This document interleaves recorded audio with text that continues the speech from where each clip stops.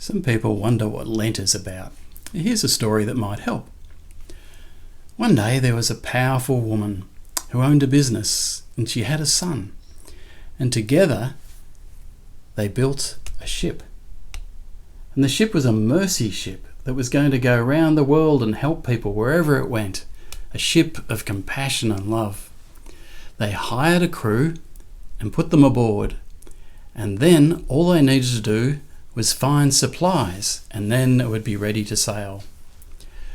So they went off to get the supplies, and they left the crew in charge to mind the ship, her ship, while they were gone.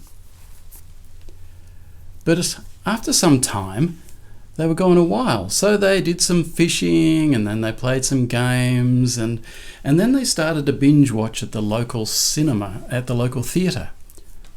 And at this theatre, they were playing repeated episodes of that old Shakespearean play, Frozen.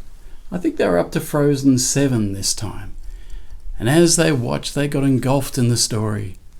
Christoph to Anna, "Oh, my Anna, I love you. Now is the time for our love." "Oh, Christoph, it cannot be. Now is not our time." "Oh, Anna, say that it's not so." "Yes, Christoph, it is not so." "Oh, Anna, you have frozen my heart." "Oh, Christoph, let it go, let it go, let it go." And so, after many episodes of Frozen and of watching, they began to forget what they were there for. They began to think that it was their boat, and they weren't just the crew, but they were the owners. So a strange thing started to happen, and they changed the boat to the way they wanted it to be. And this is what they did. They decided that they would turn the Mercy ship into a cruise ship. A love boat, if you will, for leisure time, for hanging out and having drinks and in the pool, hanging out in the spa, and just socialising with one another. And life was all about having a good time for themselves. But it didn't take long before other people on the crew decided they wanted to use the ship for different purposes. And so the angry men of violence came, and this is how they changed it.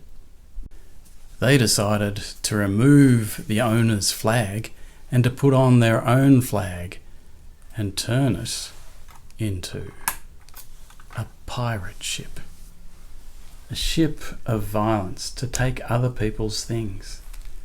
And they put in a cannon, and they came with their weapons, angry men who wanted to take the ship for their own.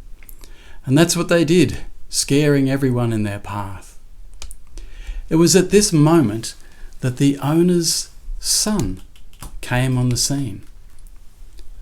He was shocked because he had come to tell them to ready the ship because the supplies were coming and they were about to embark on their mercy of mission and love to the world. So he told them a message. He told them that they had to repent and change their ways. They had to admit that it was actually the owner's ship and not theirs, and that they had to live by the charter of compassion and love, not their own way. And so they had a decision to make. Would they live by the owner's way, or would they reject the message? So of course this story is not really about a boat, it's about the world. And who owns this world and whose it is? And how will we use this world? For the owner or for ourselves? What will you do this Lent?